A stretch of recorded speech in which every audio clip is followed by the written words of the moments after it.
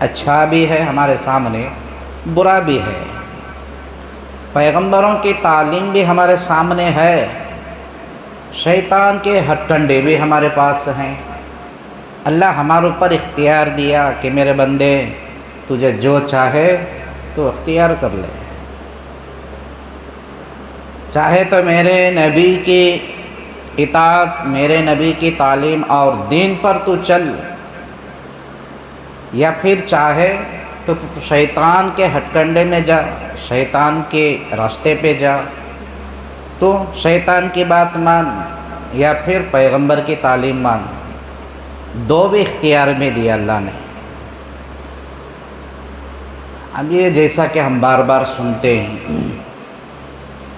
یہ دنیا یہ ہمارے واسطے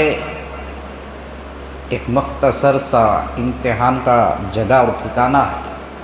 یہ اللہ نے ہمیں دے کر بھیجا ہے، اور اللہ ہمارا امتحان لے رہے ہیں اور ہمیں دیکھ رہے ہیں۔ جیسے کہ بچہ جب آنسر پیپر پر لکھتا ہے، امتحان دیتا ہے، تو بعد میں اس کا کیا ہوتا، اس کا رزلٹ نکلتا ہے، اتنی دیر وہ استادوں کی موجودگی میں رہتا، استاد اسے دیکھتے رہتے ہیں، اس کے اوپر نظر رکھے رہتے ہیں کہ کون کیا کر رہا ہے۔ اللہ نے ہمیں یہاں دنیا میں بھیج کر امتحان لے رہا ہے، اور یہ بات اللہ جانتا ہے اور اللہ دیکھ رہا ہے۔ کبھی ہماری بھول یہ نہیں ہونا کہ میں کیا کروں، میں کیسے جیوں، میں کچھ بھی اپنی مرضی سے چلوں۔ ہماری بدن کے اوپر، ہمارے جسم کے اوپر، ہماری جان کے اوپر، ہمارے اعضاء کے اوپر، ہماری کسی بھی چیز کے اوپر ہمارا کوئی حکم اور مرضی نہیں چلتی۔ ہر چیز کے اوپر، کائنات کے ذرے کے اوپر، کائنات کے تنکے کے اوپر بھی اللہ کا حکم چلتا ہے۔ اور باقاعدہ ہماری تنہائی کی زندگی، اجتماعی کی زندگی، دن کی زندگی اور رات کی زندگی، ہر وقت کی ہر پل کی خبر اللہ کے پاس پورا جو ہے طے اور ریکارڈ ہو رہا ہے۔ اس لیے قرآن میں اللہ تبارک و تعالیٰ نے فرمایا کہ یہ ساری مخلوق کو اللہ نے انسانی کے حوالے کیا، تابع بنا دیا۔ ایک دو مثالیں میں عرض کروں تاکہ ہمیں اور موٹے مثال اور بات سے بات سمجھ میں آسانی سے آ جاتی ہے۔ بڑے بڑے جانور ہیں، جیسے اونٹ ہے، ہاتھی ہے، گھوڑا ہے۔ اونٹ کتنا بڑا جانور ہے، نہیں وہ طاقتور بھی اتنا اچھا ہے۔ ذرا وہ ضد پر آ جائے، غصے میں آ جائے، کسی کو مارنے پر آ جائے، انسان کو ایک لات مارے گا تو کئی دور جا کر انسان پڑ جاتا، تاب نہیں لا سکتا۔ اب اس کا مقابلہ ہمیں کرتے بھی نہیں، اس کے ساتھ لڑنے کی طاقت نہیں ہمارے پاس، اتنا بہادر اور طاقتور جانور ہے۔ لیکن یہ مخلوق ہے اللہ کی، اور اللہ نے اسے ہمارے تابع بنا دیا۔ ایک 8-10 سال کا چھوٹا سا بچہ، اس اونٹ کی نکیل کو اس کے ہاتھ میں دے ڈالو، جہاں جہاں جیسے وہ بچہ جاتا ہے اس کے پیچھے یہ اونٹ بھی جاتا ہے۔ وہ نہیں بولتا کہ نہیں میرے سے چھوٹا بچہ، میں اس کی بات کیوں مانوں، اس کے پیچھے کہیں کو جو میں انہیں کہا لے کو جاتا، میں کہیں کو جانا بول کو بولتا نہیں ہے۔ اور اس بچے کے پیچھے جانے سے بھی وہ رکتا نہیں، مجھے پسند نہیں، ناراض ہے بول کر وہ رکتا نہیں، اور بچے کے پیچھے جاتا، یعنی اس کی تعمیل کرتا، وہ اس کی اطاعت کرتا۔ کیونکہ یہ جو فن اللہ تبارک و تعالیٰ نے انسان کو دیا اور اس جانور کو ہمارے ماتحت بنایا نا، اس کے اندر سے اللہ نے بولنے کی طاقت کو چھین لیا، بولنے کی طاقت کو چھین لیا۔ ایسا ہے یہ جانور، اگر اسے بولنے کی طاقت ہوتی، ہمارے سے بات کر سکتا، تو اس کے بہت سارے ڈیمانڈ ہوتے تھے، ہماری بات نہیں سنتا تھا، ہماری ضرورت کو بھی کام نہیں آتا تھا۔ بہت سارے تقاضے اس کے بھی رہتے، پرابلمس رہتے، پریشانیاں رہتے، کبھی وہ اپنی پریشانی طبیعت کا مسئلہ رکھتا، کبھی بھوک کا مسئلہ رکھتا، کبھی دھوپ چھاؤں برسات کا مسئلہ رکھتا، کبھی آج میرا دل نہیں کر رہا سیر کرنے کو کہتا، بہت ساری چیزیں اس کی رکاوٹیں بن جاتی، تو اللہ نے اس کی بولنے کی طاقت کو کھینچ لیا اور انسان کے ماتحت کر دیا۔ ایک اونٹ کی بات ہے، اب جو نارمل طریقے سے عام طور پر جو ہم پالتے ہیں گھروں کے اندر، گائے، بیل، بکری، چھیلے جیسے یہ جانور بھی ہیں نا، ان کی بھی ہو بہو یہی جو ہے عمل ہے۔ دیکھو گائے سے ہمیں بہت سارا کام لیتے ہیں، اس سے مقابلہ کرنا پڑے تو ہم نہیں کر سکتے، اسے سنبھالنا ہمارے بس کی بات نہیں ہے، ہماری طاقت نہیں، وہ آؤٹ آف کنٹرول ہو جاتے ہیں، ان کی طاقت کے سامنے ہماری کیا بھی حیثیت نہیں ہے۔ اس کے باوجود بھی وہ جانوروں سے ہمیں زراعت کا کام لیتے ہیں اور بہت سارے کام لیتے ہیں، اس کا دودھ دھویا جاتا ہے اور اس سے جو ہے ہمیں منافع کماتے ہیں، ہمارا فائدہ ہوتا ہے۔ اب ایک سے دو چار وہ بچے والی ہو جاتی ہے، بچہ دیتی ہے، تو اس سے ہمیں ایکسٹرا فائدہ ہو جاتا ہے، اس کا بیپار کر کے ہم اس سے فائدہ، بہت سارے یہ جانوروں کے اندر اللہ نے یہ چیزیں رکھ کر جو ہے ہمارے ماتحت کیا، انسان کے ماتحت کیا۔ اب ہم جب دیکھتے ہیں کہ جانور کو کوئی پکڑ کر جاتا ہے تو ہو بہو وہ مالک کے پیچھے جاتا ہے، جب اسے عادت بن جاتی ہے تو جہاں پر اسے باندھا جاتا ہے وہاں سے اس کی رسی کھول دی جائے تو وقت کے برابر سیدھے وہ اپنے گھر تک پہنچ جاتا ہے، اس کی ایک عادت بن گئی۔ اب وہ اپنے مالک کو پہچان گیا، اس کا کام کیا ہے اسے سمجھ میں آ گیا۔ جہاں مجھے گھاس کھانے باندھے تھے وہ وقت تک میرا کام، اب یہاں سے مجھے مکان جانا ہے، نہیں بھی لے کر گئے تو کھول دے تو آرام سے گھر پہنچ جاتا، ہوتا ہے نا ایسا۔ تو یہ چیز صلاحیت جو ہے اللہ نے جانور میں رکھی، انسان کے تابع کر کے۔ اسی طریقے سے بہت سارے اس طرح کے بڑے بڑے جانوروں کی مثالیں ہمیں ملتے ہیں۔ ایک وفادار جانور ہوتا ہے کتا، جسے ہمیں ناپاک کہتے ہیں، اس سے زیادہ وفادار کوئی اور نہیں ہوتا۔ وہ اپنی حیثیت کو، اپنے کام کو سمجھ کر زندگی گزار رہا ہے، اسے پال کر رکھو تو گھر کے باہر جہاں ٹھکانہ ہے وہ وہیں پر رہتا ہے، کبھی بھوک لگی تو وہ مالک کے چپل اور جوتیوں میں بیٹھتا ہے، گھر کے اندر دسترخوان بچھایا جائے، قالین بچھائی جائے تو آ کر وہ دسترخوان پر تشریف نہیں رکھتا، جبکہ اس کے اندر یہ مادہ ہے، یہ ضد ہے، یہ طاقت ہے کہ گھر کے اندر آ کر دسترخوان سے جو ہے جو کچھ کھانے کو ملے اسے چھین کر بھاگنے کی طاقت ہے اس کے اندر وہ ضد ہے۔ لیکن اللہ نے اسے اتنی سمجھ دی ہے کہ وہ تیرے مالک کا تو ماتحت ہے، جو بچا ہوا کچا جو باہر ڈالتے ہیں وہ کھاتا ہے، وہ لیکن اس سے حد سے زیادہ وفاداری کرتا ہے، رات بھر جاگ کر گھر کے پاس کی حفاظت کرتا ہے، کبھی دھوپ کا پتہ نہیں ہوتا، کبھی تکلیف کا پتہ نہیں ہوتا، کبھی وہ اپنے مالک کو نہیں بولتا کہ مجھے ہاتھ پیر درد ہو رہے ہیں کبھی ٹیبلٹ لا کر دو، مجھے فلاں چیز کھانے کو من کر رہا آج مجھے یہ کھلاؤ بول کر نہیں بولتا۔ ہاں کبھی اس کا مالک جو جوتا مارے، ڈنڈا مارے، تھوڑی دیر کے واسطے وہ چلا جاتا، پھر کیا کرتا دوبارہ لوٹ کر آ جاتا، کہیں چھوڑ کر جاتا نہیں ہے۔ حضرت علماء کرام نے یہ ساری مثالوں کو سامنے رکھ کر آج امت کو سبق دیتے ہیں، سمجھاتے ہیں کہ دیکھو یہ جانوروں کی یہ حالت اللہ نے ماتحت بنایا، یہ کتا ناپاک جانور اتنا وفادار ہے کہ گھر کے مالک ہو، گھر کے دوسرے لوگ ہو، بچے ہو، اسے مارے پیٹے ہکالے کرے، مگر پھر بھی وہ دھکے کھاتے ہوئے واپس مالک کے در پر آ جاتا ہے۔ کتنی بڑی افسوس کی بات ہے کہ آج انسان لاکھوں کی نعمتیں اللہ کے لے لیا ہے، اللہ کی لاکھوں نعمتیں استعمال کرتا ہے، اللہ کا سب کچھ انسان کے پاس ہے، اللہ نے سارے مخلوق کو انسان کے حوالے ماتحت کر دیا، لیکن یہ ایک انسان ایسا ہے کہ اپنی جو ہے مشغولی کی وجہ سے اور اپنی فرصت بنا کر اس دنیا میں اتنا جپٹا ہوا ہے کہ کبھی جو ہے پلٹ کر اللہ کے دربار میں آنا نہیں چاہتا۔ جبکہ ایک جانور بار بار پلٹ کر مالک کا خیال رکھ کے اس کے در پہ آتا ہے، ایک انسان وہ ہے کہ جس نے اللہ تبارک و تعالیٰ نے انسان سے بڑھ کر کسی اور جانور کی نہ تعریف کی اور نہ انسان سے بڑھ کر کسی اور مخلوق کو اتنی نعمتیں برسایا۔ افسوس کی بات ہے اس کے باوجود بھی ایک انسان نہ اللہ کے احکامات کی قدردانی کرتا ہے، نہ رسول اکرم صلی اللہ علیہ وسلم کی اطاعت اور فرما برداری کرتا ہے، نہ کہ کبھی چاہا کر بھی اللہ کے در میں آ کر اپنے سر کو جھکاتا ہے۔ کتنا بڑا ناشکرا ہے انسان۔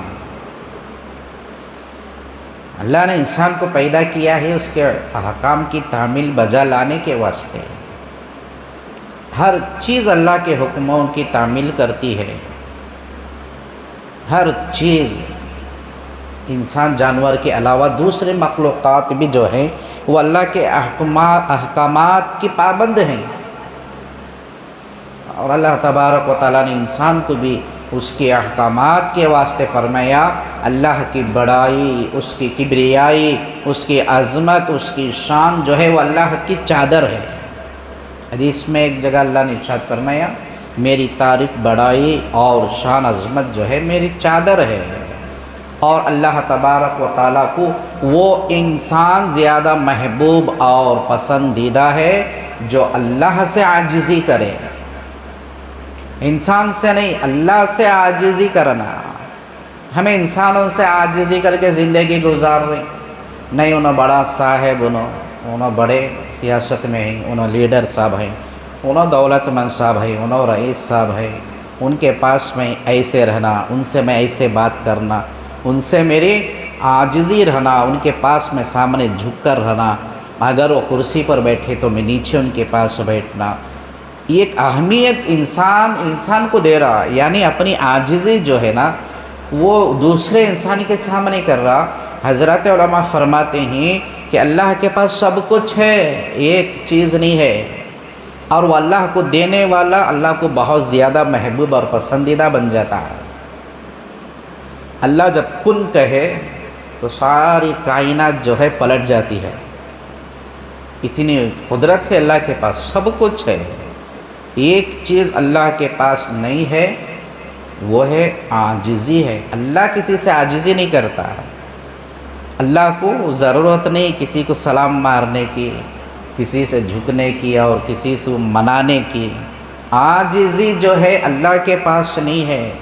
اور جو بندہ اللہ کو عاجزی دیتا ہے اللہ اسے محبوب بنا لیتا ہے۔ جتنے بھی اللہ والے گزرے، جتنے بزرگان کرام نے زندگیاں گزاری، اور جو ہے جتنے اولیاء اللہ زندگیاں گزاری، ان تمام لوگوں نے عاجزی کے دروازے سے ان کو گزرنا پڑا ہے، تب جا کر وہ اللہ کے محبوب بنے ہیں۔ اگر آج ہمیں انسان ہمارے اندر عاجزی اللہ سے نہیں ہے، اللہ کے احکامات کی تعمیل نہیں ہے، تو ہمیں اللہ کے محبوب ترین نہیں، اللہ کے چہیتے نہیں۔ جب اللہ کے احکامات ہم بجا نہیں لاتے تو اللہ کے فیصلے اور اللہ کے دین اور اللہ کی خیر کی بھی ہمیں امید نہیں رکھنا۔ جو آج کے ماحول میں جتنے فسادات ہوتے نا، ظاہری فسادات ہمیں نظر آتے ہیں، ایک اس میں سے فساد یہ بھی ہے کہ انسان اپنے دل میں اللہ کے احکام کی تعمیل نہیں کرتا، یہ بھی ایک بڑا فساد ہے۔ ہمیں خود ظلم کر رہے ہیں، ہمیں خود ایک فساد مچائے رکھیں کہ ہمیں اللہ کا حکم بجا نہیں لاتے۔ تو جیسی ساری مخلوق کی چیزوں کو اللہ نے ہمارے ماتحت کیا، ہمارے تابع کیا، ایسے ہی ہمارے اوپر بھی ایک ذمہ داری دیا اللہ۔ ہمارے اوپر کیا ذمہ داری دیا کہ ہمیں نبی کے ماتحت بنایا، اللہ کے احکامات بجا لانا اور اس کے احکامات کیسے عمل کرنا، کیسے چلنا، کیسے زندگی گزارنا، ہم کیا ہیں، ہماری حیثیت کیا ہے، ہمارے اوقات کیا ہے، ہاں یہ دنیا ہمارے واسطے کیا ہے، آخرت کیا ہے، یہ سارے چیزیں بتانے اور سمجھانے، اس کا خلاصہ کرنے کے واسطے اللہ نے ہمیں نبی کے تابع بنایا، نبی کے ماتحت بنایا۔ اللہ کا ایک حکم ہوتا ہے، ہماری سمجھ میں نہیں آتا، اسے سمجھنے کے واسطے ہمیں نبی کے طریقوں کو اپنانا پڑے گا، نبی کی اطاعت کرنا پڑے گا اور نبی کے سنتوں پر چلنا پڑے گا۔ حضور اکرم صلی اللہ تبارک و تعالیٰ علیہ وسلم نے امت کو بے شمار تعلیم دی ہے، بے شمار تعلیم۔ اس میں سے ایک چیز یہ بھی فرمایا کہ دیکھو جو کچھ بھی تمہیں دیا جاتا ہے نہیں، سب کچھ اللہ کا ہے، ہمیں کھا رہی اللہ کا، پہن رہی تو اللہ کا۔ اب کبھی اللہ تبارک و تعالیٰ کیا کرتا، انسان کو ایک مختصر وقت کے واسطے حالات لا کھڑا کر دیتا۔ کبھی کمانے والے کی کمائی نہیں ہوتی، کبھی اس کا بیپار صحیح نہیں چلتا، کبھی کمی و پیشی آ گئی، اپنے ان اسبابی معاملات کے اندر کبھی اونچ نیچ ہو جاتی ہے۔ یہ اللہ تعالیٰ بندے کو دیکھتے ہیں کہ جس وقت دیا تھا بندہ بڑا خوش ہو گیا تھا، آج انسان خوش ہوتا بھی نعمتوں کو لے کر کیا بول کر، اللہ دیا بھی نہیں بولتے، میں کمایا بولتے، میری محنت یہ، میں بھنڈوال ڈالیا، میں کمایا، میری محنت سے سب کچھ بنیا۔ اللہ دیا بھی یاد نہیں آتا۔ جب ان چیزوں کو اللہ گھٹا کر دیکھتا ہے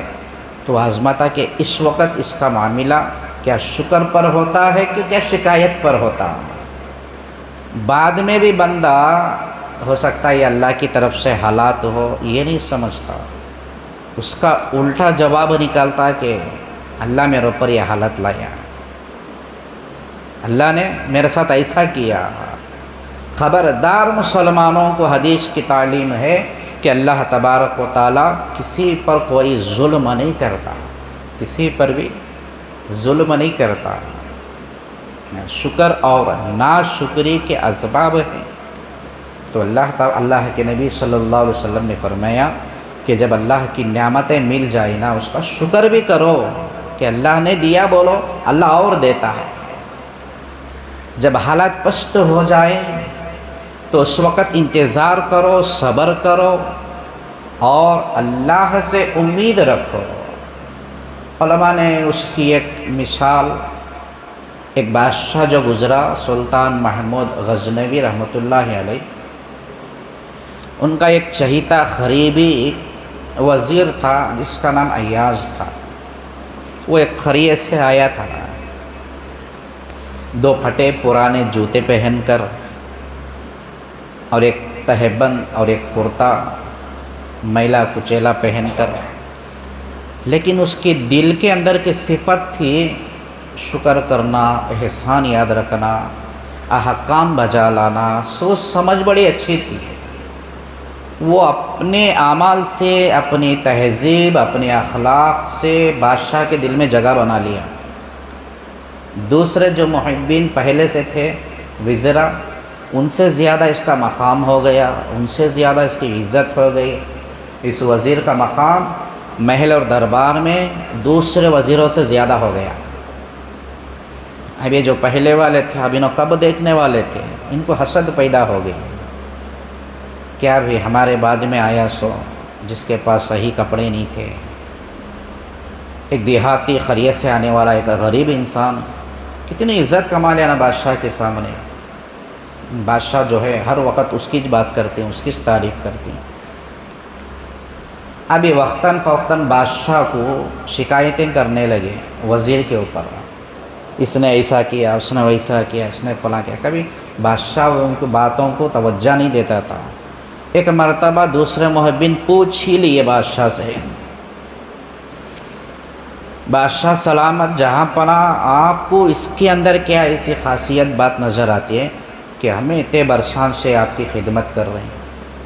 ہر حالت میں ہمیں تمہارے ساتھ کھڑے رہتے ہیں، ہمیں تمہارے پرانے جو ہے قربانی دینے والے، مشقت جھیلنے والے پرانے وزراء محبین ہیں، لیکن اس کی کیا اتنی عزت آپ نے بڑھا کر رکھ دی ہے۔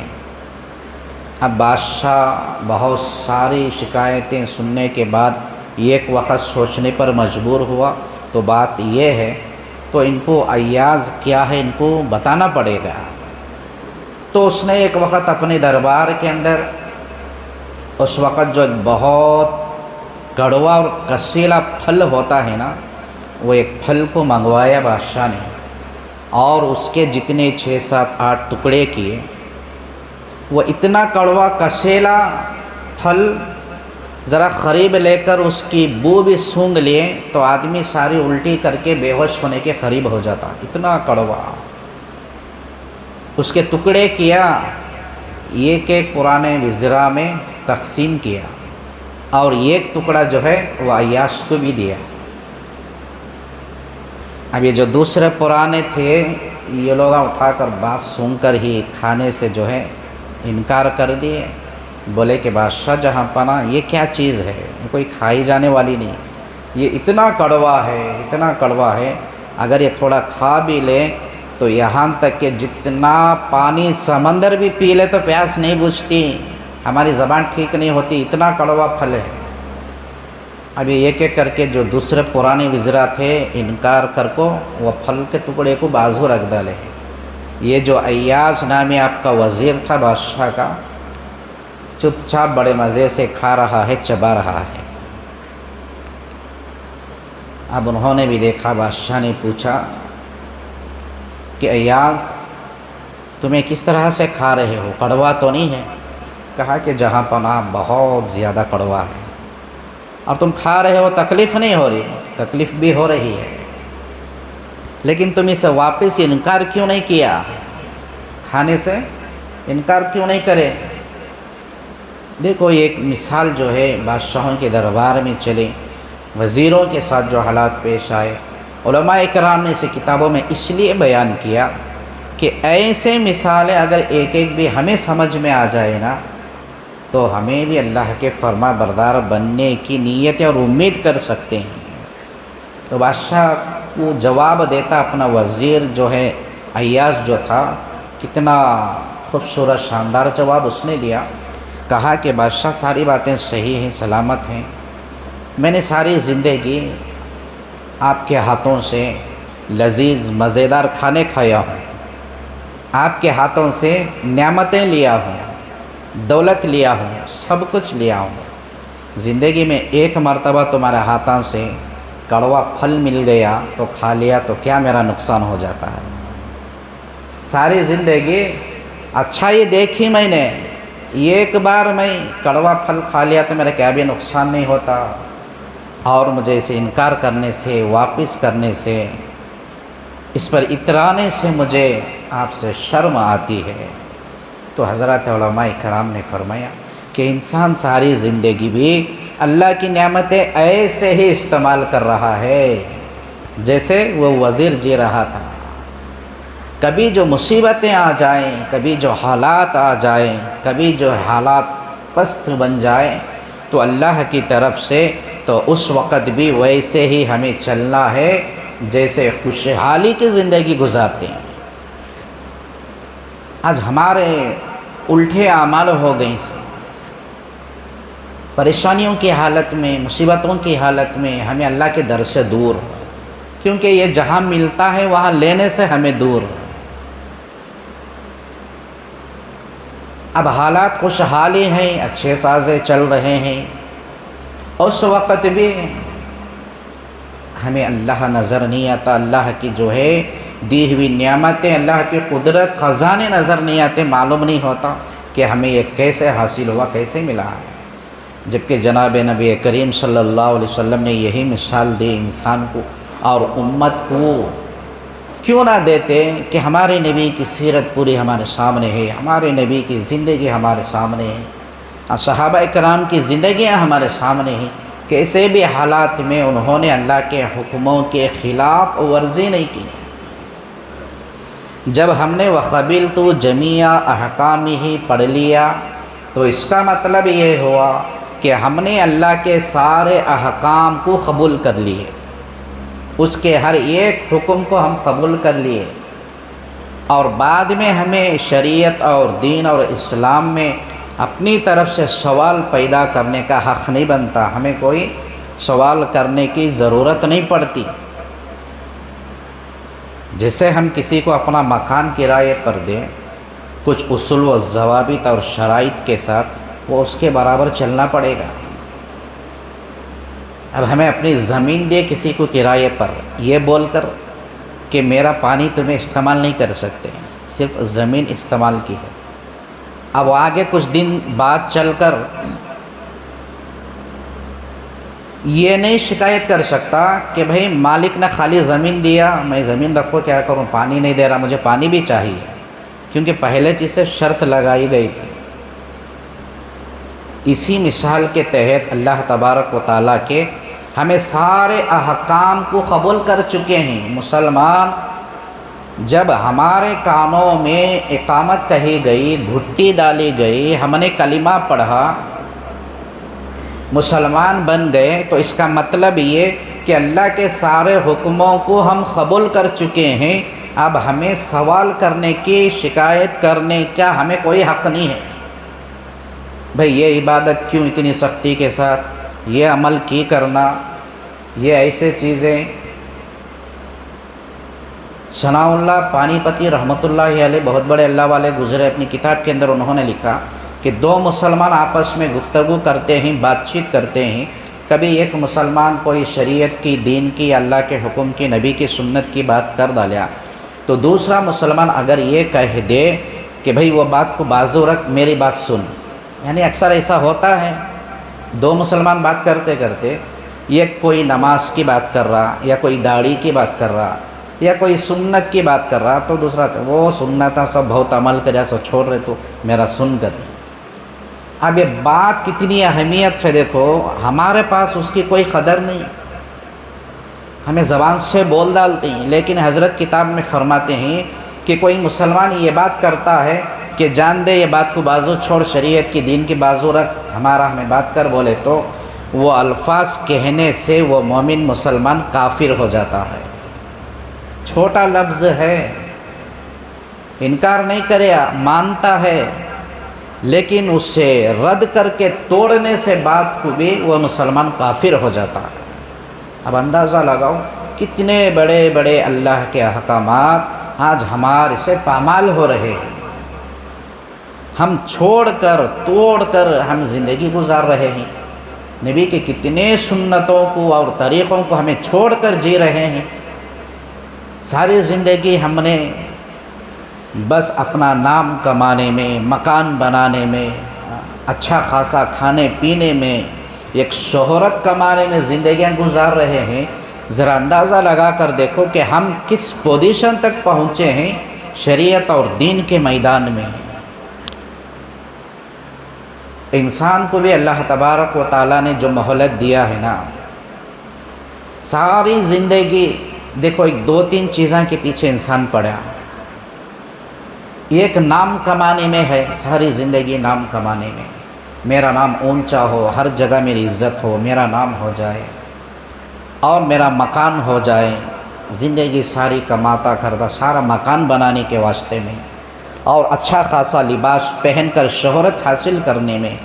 اللہ نے بھی اپنی ذات کی قسم، اللہ فرماتا ہے کہ تمہیں میری قدرت کی قسم، تم نے ساری زندگی میرے حکموں کو توڑ کر جس چیز کو کمانے میں لگائے ہونا، سب سے پہلے وہی چیزیں میں تم سے چھین لیتا ہوں۔ جب ایک انسان مر جاتا ہے تو اس کا نام ختم ہو کر کیا ہے، مرحوم نام دیا جاتا ہے۔ پھوپھا صاحب کو، ماموں کو، خالہ کو رشتہ نہیں لگتا کہ ان کو کب لے جا کو خبر شریف میں سلاتے، یہ نہیں پوچھتے موتا کب اٹھا رہی بھائی۔ ایک انسان مرگا بولے تو مٹھی میں موچنے کا وقت کب بولتی، مٹھی کب اس کی پہلے یہ پوچھتے۔ اب اس کا نام میت ہو گیا، مرحوم ہو گیا، موتا بن گیا، نام باقی نہیں رہا۔ اللہ نے جو دیا تھا نا چھین لیا، لیکن ہمیں اسے استعمال صحیح نہیں کرے، پہلی چیز اس کا نام چھین لیا گیا۔ جس لباس پر اترا کر زندگی گزارتا مسلمان آج اس سے شہرت حاصل کرے، اس سے میں عزت کماؤں، اس سے میری تعریف ہو، میرے لباس کی تعریف ہو، قیمتی لباس ہو، ریمنڈس کا ہو، میں اس پہ جترا کر زندگی گزاروں، اس کا لباس بھی جو ہے مرتے ہی کفن میں بدل دیا جاتا ہے۔ جا کر سوٹ لاؤ نہیں بولتے، جب موتا کا کفن لے کر آ جاؤ بھی بولتے۔ جس مکان کے واسطے زندگی گزارتے ساری نہیں، بلڈنگیں پر بلڈنگیں۔ بسا اوقات شریعت نے مسلمان کو اتنی عزت دی ہے کہ جتنا اس کا اسباب اعتبار سے رہن سہن کے واسطے جتنی ضرورت کا مکان ہونا چاہیے اتنا مکان بنا لینا کافی ہے، لیکن حد درجے زیادہ مکانوں پر مکان، بلڈنگوں پر بلڈنگ، اور یہ اس طرح سے بنا کر اپنی زندگی جی لیتا ہے تو اللہ تعالیٰ جو ہے اس کی بلڈنگ، اس کے محل، اس کے مکان اور اس کے در سے بھی اسے باہر نکال کر جو ہے اس کا مسکن اور اس کا ٹھکانہ، اس کا مکان جو ہے خبر بنا دیا ہے۔ ہمیں غور کرنے کی بات ہے، اندازہ لگانا ہے، ہمیں جو اپنے دلوں سے اپنے خود کو ہمیں سوچنا ہے، یہ وہی چیزیں ہیں جن کے پیچھے پڑ کر، جن کی خاطر ہم نے اللہ کے حکموں کی تعمیل نہیں بجا لائے، نبی کی سنت اور شریعتوں کو چھوڑا ہے۔ بہت سارے جو ہے دوستوں بزرگوں زندگیاں، کئی جو ہے نافرمانیاں اور برائیاں اور گناہوں کے لائن سے ہم زندگی گزار رہے ہیں، جی رہے ہیں، لیکن ایک بات یہ بھی ہے، اتنا سب کچھ کرنے کے باوجود بھی انسان کی زندگی سے سکون نکل چکا ہے۔ کبھی جو ہے پریشانیاں اسے چھوڑ کر نہیں جاتی، کبھی اطمینان حاصل نہیں کریا، جبکہ نبی پاک صلی اللہ علیہ وسلم نے سکون اور اطمینان اور اس کی آرامگی اپنے دین اور اپنے شریعت میں ارشاد فرمایا، اللہ کے احکامات بجا لانے میں فرمایا اور نبی کے سنتوں میں فرمایا ہے۔ اللہ سے دعا کریں کہ ہمیں بقیہ زندگی اللہ تبارک و تعالیٰ کے احکامات اور نبی کریم صلی اللہ علیہ وسلم کی سنت اور شریعت میں گزارنے کی توفیق عطا فرمائے۔ کہیں سنی باتوں پہ مجھے اور آپ کو عمل کی توفیق عطا فرمائے۔ وآخر دعوانا الحمدللہ۔